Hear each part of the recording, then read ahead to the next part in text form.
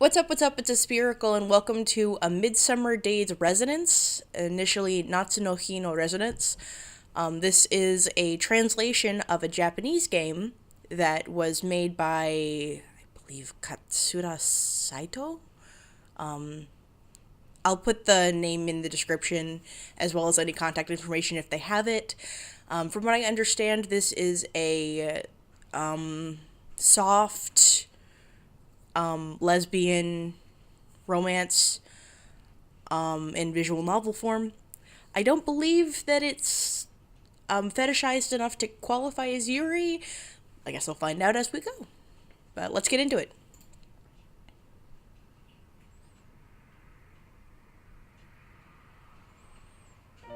When we say that something is impossible, does it always have to mean that in reality the thing in question can't ever actually happen? Not sure if I agree with that. See, I'd rather believe that the impossible is merely something that others would never believe really happened, even if it did, and even if you told them as much right to their faces. Is what she said to be as spoonful after dainty spoonful of blackcurrant syruply shave ice disappeared neatly into her mouth. In other words, that which I had experienced was just such a thing, an impossibility. A Midsummer Days Resonance. Resonance on. Look at this art, though! It's so pretty! What's the meaning of life? Damn. This thing is getting deep. Why does the world exist? Why do people go on living? Just what is it that drives them to go on? All these mysteries. There's a part of me that keeps pondering and pondering about these things, which is kind of weird, because I'd never so much as given them a second thought when I was a kid. Maybe that's the so-called grown-up in me, or whatever. But I haven't even once fallen in love, and I really don't feel like I'm becoming any more of a grown-up at all. I'm not even filling out like a girl's supposed to. Okay, let's be honest, I'm trying to say that I'm still flat as a board and not very happy about it. In fact, ever since my first period, the first and only womanly thing about you, as my mom and my big sister so kindly put it, this has all been nothing but trouble for me. There's no way I can tell whether I'm gracefully becoming an adult, or whether I'm still awfully childish for my age, either. But I do know one thing. When I was a kid, I didn't have a single care about myself or about the world. And lately I've been thinking that maybe this is what becoming a grown-up is what is all about. In other words, becoming an adult is about not being able to accept the world that exists around me, or even the world that exists within me just as it is anymore. I really don't think that I'm anywhere near to being all grown up yet, but I can feel myself becoming less and less of a child at an alarming pace. So here I am, straddling the line in the sand. Name, Kasumi Kurosawa. Sex, female. Birthday, 7/21. Sign, Cancer. Blood type, O. Saigasaki High School, first year student. 15 years of age. That was all there was to me.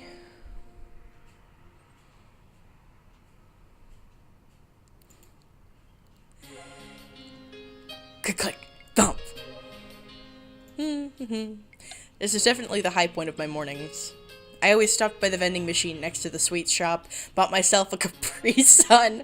I am sure the original was not a Capri Sun. Maybe it was a Pocari Sweat or something. And slipped it into my backpack, which was, of course, in my bike's front basket.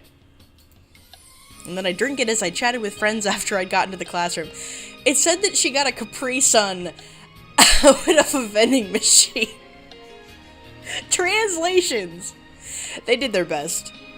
And of course I had no plans on doing anything differently today. True, I was putting on a little more speed than usual, because I was kind of on the late side, but otherwise it was just the same old morning routine. Nothing out of the ordinary at all. But just as I rounded the last corner to school, a bike suddenly came speeding at me out of nowhere.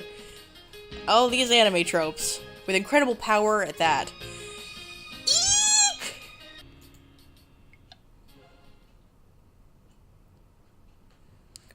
Wham! The bike, and the boy on it, smashed into my bike's front wheel, sending us all flying. The boy, our two bikes, and I all came crashing down to the ground. My backpack went tumbling across the street like a forlorn flat tire. A glorious train wreck. Well, you know. Ow. By now the boy had crawled out from under his bike and gotten to his feet. Now he stood brushing off his uniform. Pardon me. When he noticed me, the boy kind of shrugged in apology and then made as if to pick up my backpack. I'd seen that uniform from somewhere, so he went to the neighboring middle school. Honk honk! Crunch! Oh. But the boy was nowhere near in time, and my backpack was ruthlessly run over by a small truck. Jesus Christ! Oh. Oh, as in, my poor bag. Oh, as in, oh no, the stuff inside my bag. Oh, as in, oh, this sucks. I didn't have the strength or the heart to do anything but sit there dazedly and accept my busted backpack, tire tracks and all, when the boy finally handed it to me. And then I carefully opened it. However, sure enough, the pack of Capri Sun had exploded from being run over, soaking my notebook and textbooks. Oh no! Oh, my cell phone! There were cracks all over the pink casing of my poor cell phone. I could tell the Capri Sun had already soaked into the electronics through those cracks. It was such a pitiful sight. My grandpa bought this to commemorate my entrance into high school. Just what are you gonna do about this, huh? But even as I looked up accusingly at the boy, he stepped back with a frightened expression on his face, righted his bike, and raced away as if he were being chased by a demon. Hey, wait! You stupid loser! I could hear our school's chime signaling the start of first period, ringing brightly like the punchline to a very, very bad joke. Man, this sucks. Great, so now I was late on top of everything else. This is turning out to be the worst morning of my life. Aw, I'm sorry, Kasumi. Good morning, Kasumi. Hey, wait, what happened to you? It was now after homeroom, which, by the way, I'd walked in completely late for, alright. Now my friend? Friend? Yuna was staring at me and speaking to me with bewilderment. Oh man, let me tell you, Yuna, something horrible happened to me just a little while ago. And holding back tears, I filled her in on the disaster that had befallen me on the way to school. That just sucks. Maybe that was why they put friend, question mark. Please don't look so delighted about that. I guess the cell phone's no good anymore. Even though I'd wiped out the insides as well as I could and then masked all the cracks with scotch tape, the phone still wouldn't turn on. Honey, of course not. That's not how you do it. That's not... No, sweetheart. Well, given what it's been through, that's no surprise, is it now? And it smells kind of funny, too. Oh, my poor phone's become a Capri Cell. Come on, this all happened because you drink that weird stuff every day. Divine punishment, see? What the fuck is your problem, Yuna? Don't be mean. Capri Sun's really tasty, and you know it. Yeah, only to you. Just then, someone came into the classroom in search of Yuna. It was her boyfriend. Jeez, he was such a flake. What was he doing calling her out like this when class is gonna begin in 5 minutes? On top of that, in his presence, Yuna became so refined and ladylike, never displaying even an ounce of the venom that so eagerly dripped from her teeth when it was just her and me. So unfair. Made me want to sigh in despair sometimes. Ugh. I mean, we'd gone to the same middle school, we're attending the same high school, and we're the same age, yet we couldn't be more different. She had a boyfriend, and she seemed to make the most of every day, even given the fact that she didn't participate in club activities after school. See, compared to her, well, I enjoyed the various Capri Sun flavors, but didn't really have anything I was passionate about. Wasn't falling in love anytime soon, and didn't excel at any club activities either. I was only average, or worse, at school. In sports. Didn't have any particularly interesting points, and wasn't really interested in any hobbies either. You have a hobby? Capri Sun collecting. That's a hobby. People collect the packages. Well, I'm sure that they're talking about, like, a Japanese drink, but they changed it to Capri Sun for Western audiences. But still, people collect the bottles. I collect Ramune bottles. Or I collected Ramune bottles once upon a time. And to top things off, my cell phone didn't even work anymore. So I've got nothing. I looked out the window at a blue sky that obviously didn't care one whit about me. That was just as well. I had nothing to my name, but, well, nothing. Might as well have been walking around with a chunk of hair inside me and nothing Kasumi, it's okay. Was there any value in my being... Sweetheart, being 15 is tough. Being 15 is really tough. Did someone as pathetic as me have any hope for the future? Right now, even questions like that were floating around in my head. Shing! Huh? For the moment, I could have sworn I saw a strange staticky discharge from my cell phone. Huh? I stared at it cautiously for a while after that, but the phone was as dead as ever. Was it just my imagination? And then the next period began.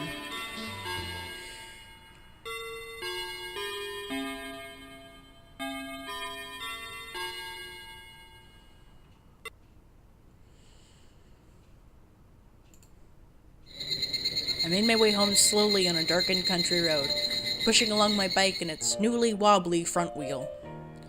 One disheartened trudge at a time. Alright, so I can get my dad to fix my bike, but how am I gonna tell him about my cell? The contours of the mountains, dyed yellow in the early evening light, marched out onto the horizon. Come to think of it, it had been getting hotter and hotter as of late.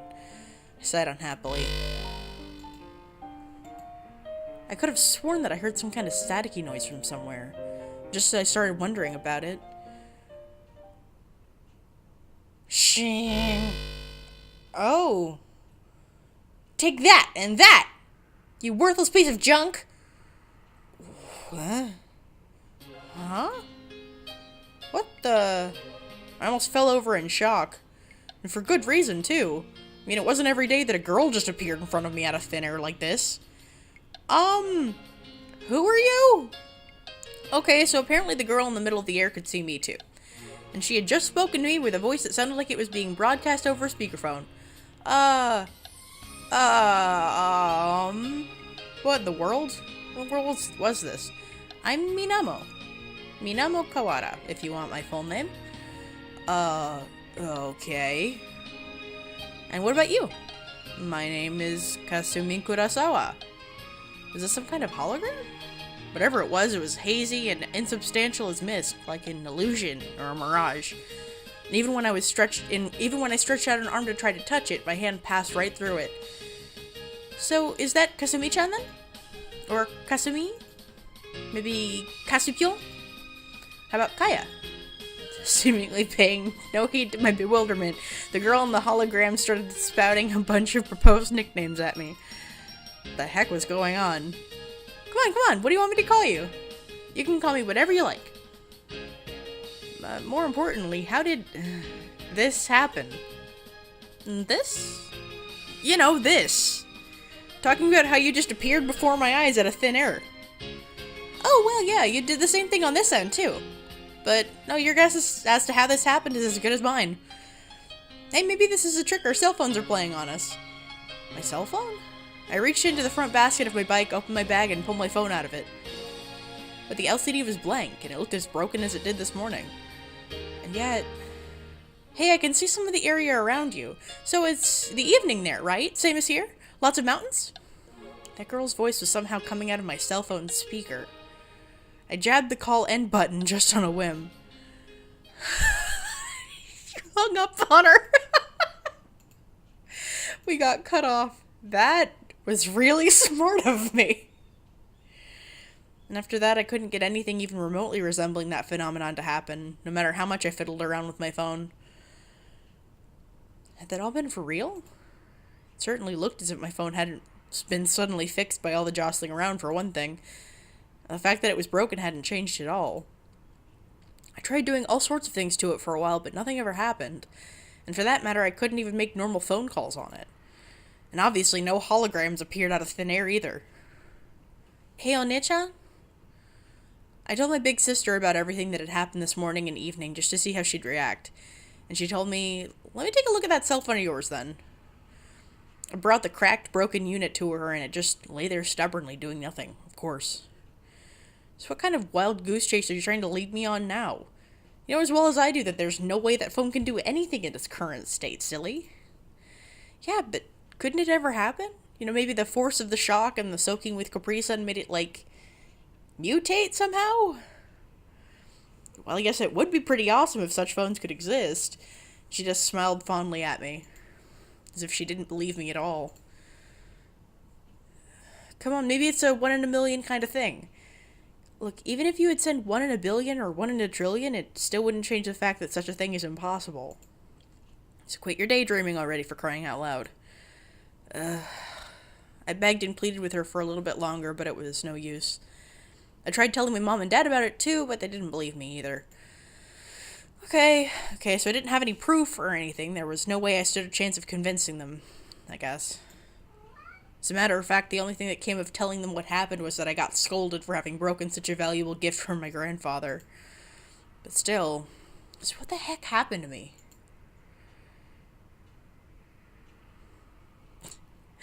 It's all scotched up. A few days later,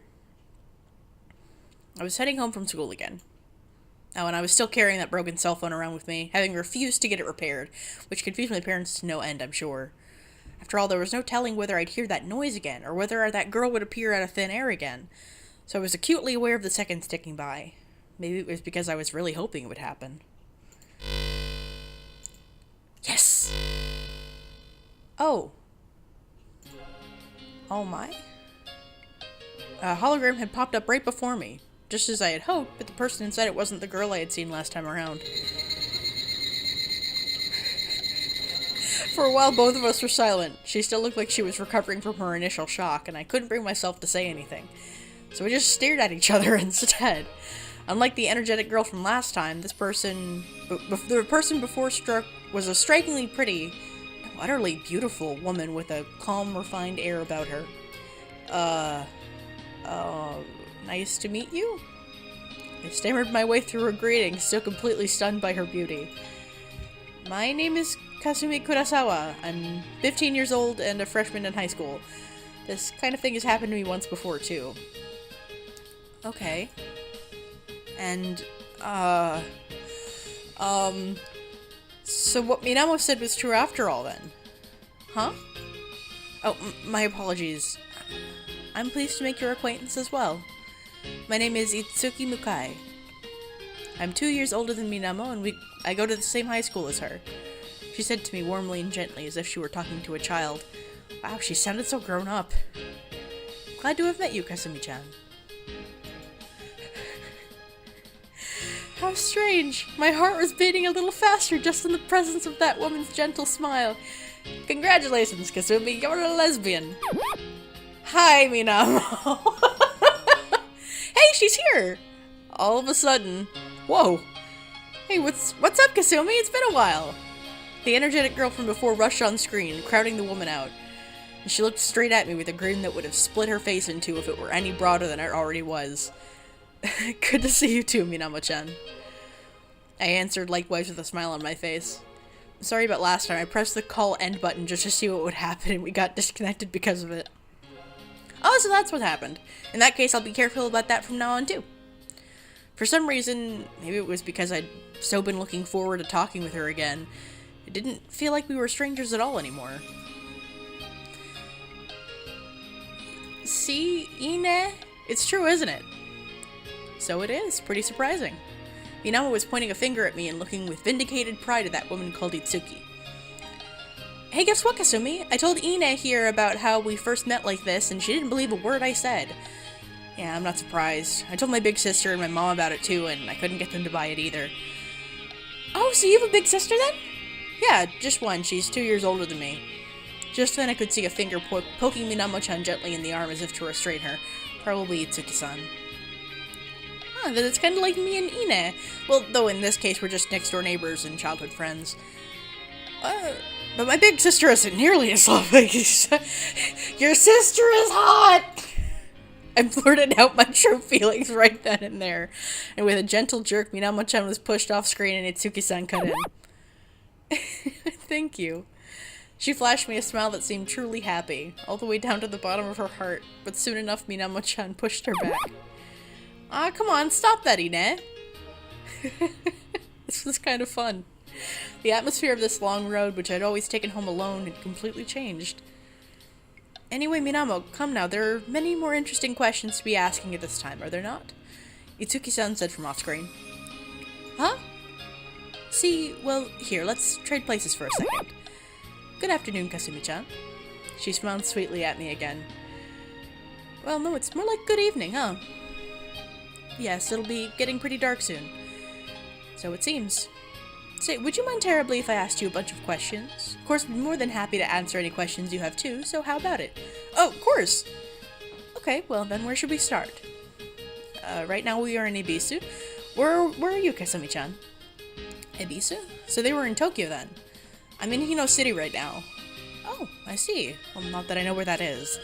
Well, it takes about 3 hours to get here from Tokyo by train. Oh my, fairly far away then. Yeah, it kinda is. Okay then, Kasumi-chan. How did your cell phone end up this way?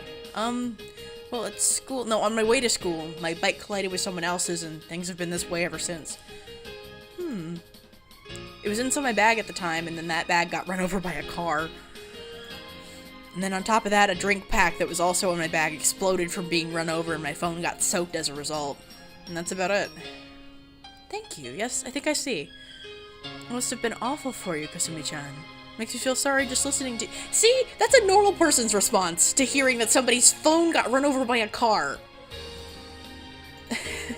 Sure enough, it had been a streak of luck so bad that even I felt sorry for myself when I thought about it. But still, how fascinating.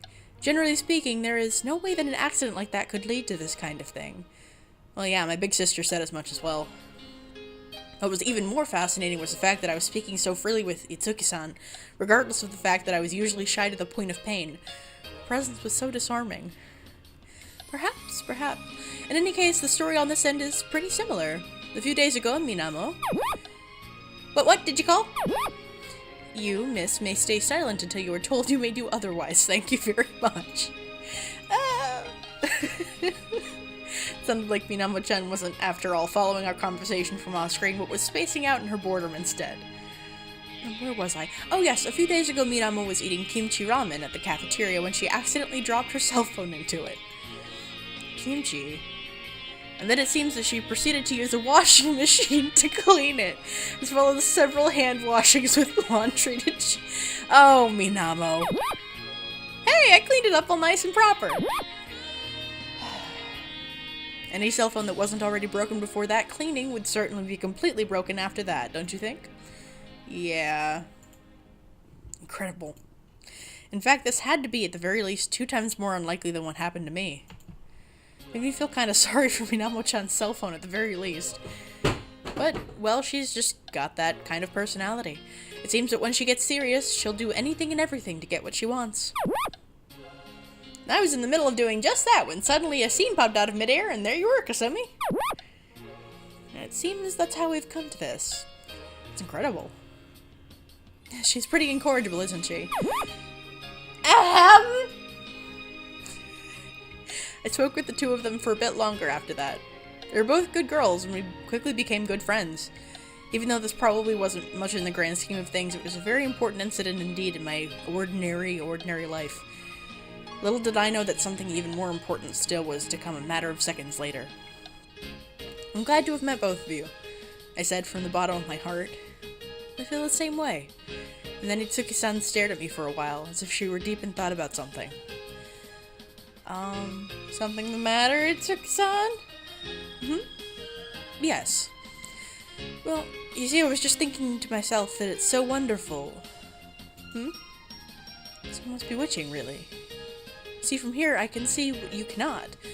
You can see that you are surrounded by the luscious of nature, and that you are bathed in the last rays of the sun. You can see that you look incredibly beautiful. As if you were a veritable princess of the forest. Itsuki-san spoke those incredible words with that self-same warm smile on her face. Casually, as if they were the most natural things in the world to say. No, not at all. Even I could tell that I was blushing all over. How did it come to this? That very instant, I fell in love without a second thought.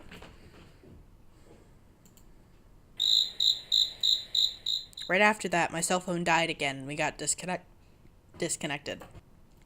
So it seemed that connection and disconnection both were completely up to chance. Ugh. But in any case, what was I gonna do? Was this something akin to the fabled love at first sight? I didn't understand. I didn't understand anything at all. Only much, much later would I come to understand what those feelings that had been born within me at that moment really were. But even if I tried to think about it, puzzle it out, the only thing that came to mind was Itsuki-san's face. You see, from here I can see what you cannot. I can see that you are surrounded by the lushness of nature and that you are bathed in the last rays of the setting sun. I can see that you look incredibly beautiful, as if you were a veritable princess of the forest. Well, you see, I was just thinking to myself that it's so wonderful. It's almost bewitching, really. See, from here I can see what you cannot. I can see that you are surrounded by the lushness of nature and that you are bathed in the last rays of the setting sun. I can see that you look incredibly beautiful, as if you were a veritable princess of the forest. I could see your brilliant smile rising tenderly against the skies of sunset, even with my eyes closed. No, you're the wonderful one, Itsuki-san. The depths of my heart whispered time and time again. It was only after I decided that I didn't have much appetite for dinner, went to the bath pretty much dazed, and was soaking into the tub listening idly to the buzzing of the insects outside, when I finally got it. I was in love. The person I was attracted to was a girl. A girl I just met today, on top of that.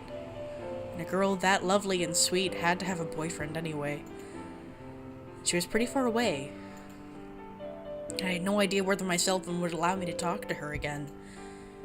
So it was possible that I might never get to see her or talk to her ever again. But none of that mattered. You see, my heart and my mind both were filled with feelings toward Itsuki-san, and there was nothing else within me. Oh. For a few days after that, my cell phone didn't so much as make a sound. When would we be connected next? Or would we ever be reconnected ever again? So it was that I started waiting with bated breath for that strange phenomenon to occur again. I couldn't bear not to see her face again. I wanted desperately to be able to meet her again and to confirm my own feelings toward her.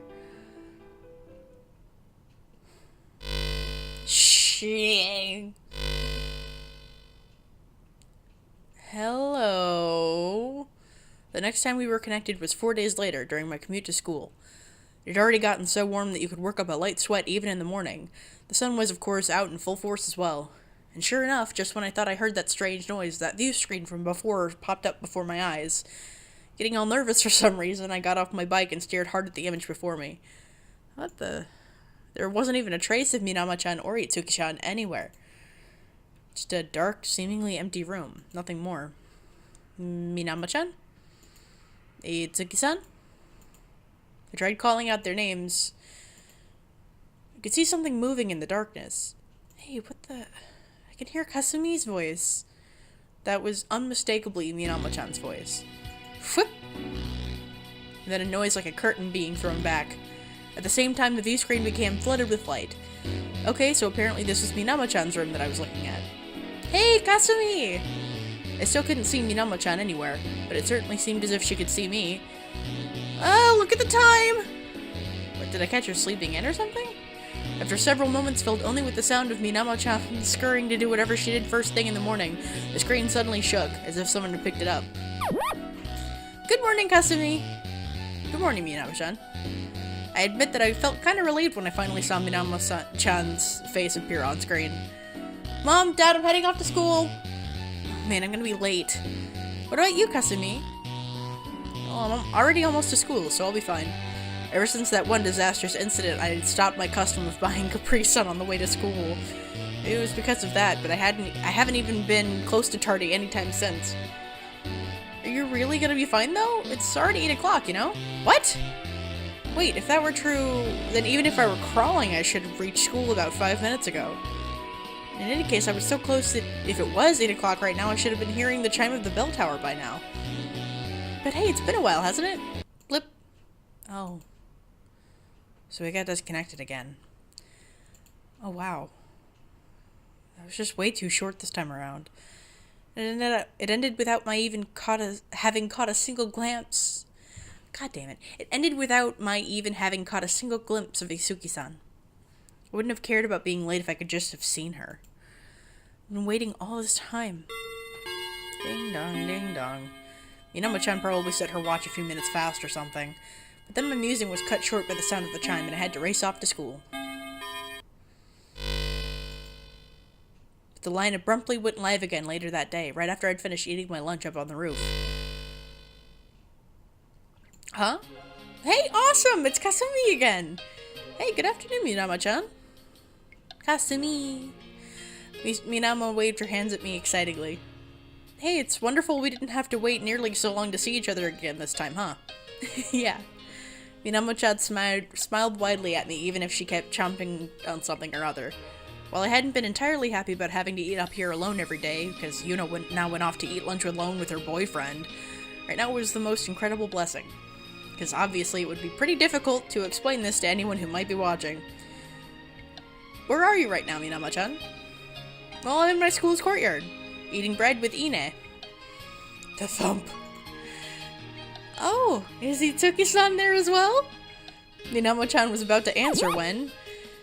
Good afternoon, Kasumi-chan. Itsuki-san made her appearance on screen, waving at me with a gentle smile. Yes, it's a wonderful afternoon, and I hope you're having a good day too, Itsuki-san. But whether it was because I was caught off guard or because I was really scared, my reply became as a blurted squeak. I regretted it immediately. What's the matter? Are you that surprised to see me? That's not it at all. Well, it's just that I was kind of disappointed to not have been able to talk to you this morning, and, I thought to myself, oh no, now I've gone and said it. I broke out into a cold sweat when I realized that I just declared to Itsuki-san how much I'd been pining after her. Thank you. When Minamo told me about what happened this morning, I was disappointed too. But see, we're talking to each other at last. Any more of this and my heart was gonna explode. I couldn't take this after all. Just one look at her smiling face was enough to render my brain into scrambled eggs. So the fact that she was smiling at me so sweetly right now meant that my life was in mortal danger. So I understand that you woke Minamo up today? That's right, That's right, she's the legendary Kasumi in the alarm clock, you know? That's quite enough out of you, Minamo.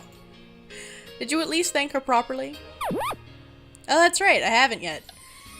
Thanks, Kasumi! No, it wasn't anything that I did anyway.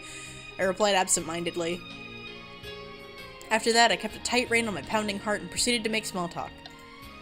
And by the time we got down to saying stuff like, thank God it's Friday and I'm looking forward to this weekend, Minamo-chan suddenly exclaimed, wait, I just had a good idea! Her eyes were glittering with excitement. Let's meet up the next time around. Oh, that was a good idea.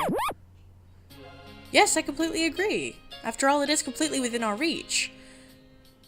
Certainly, we're kind of far away, but it's not as if we're on opposite sides of the country. And besides, I'd love to meet you in person, Kasumi-chan.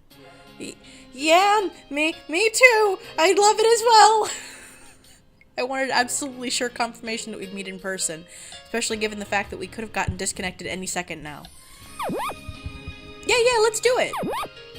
Then shall we make a date? You did say that it was, it takes 3 hours by train between where you are and where we are and where you are, right, Kasumi-chan? That's right.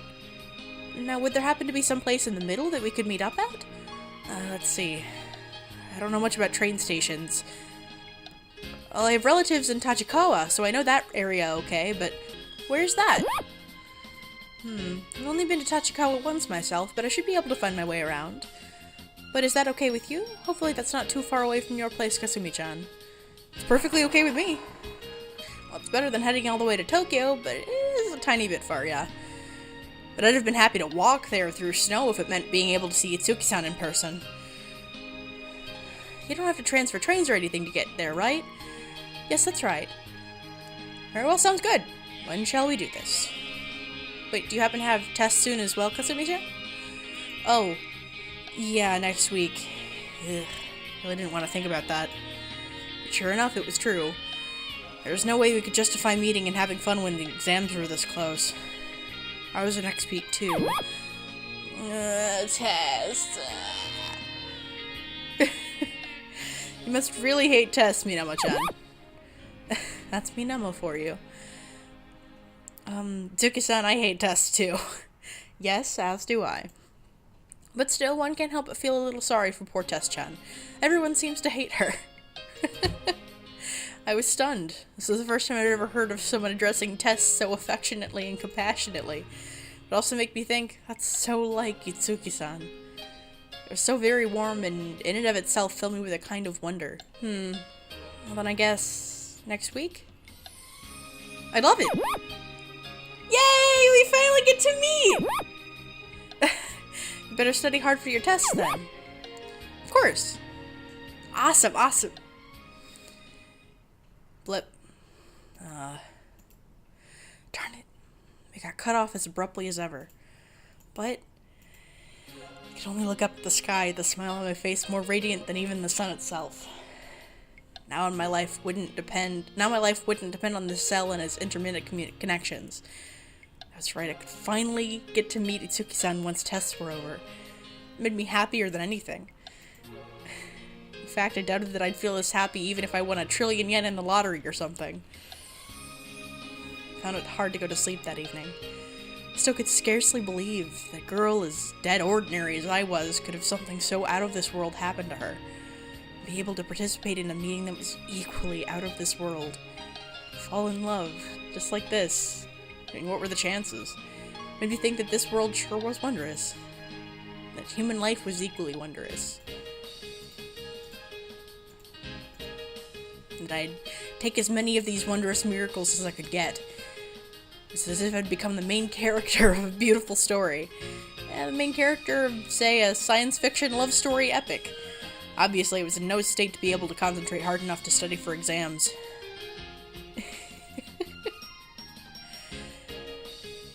A week later, my heaven had turned into purgatory.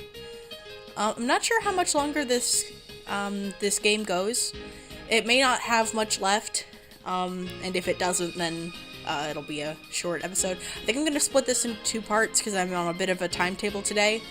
But thank you guys so much for watching and for checking me out. I will leave as much contact information for this developer as I possibly can in the description. And I hope you have a great weekend. Later!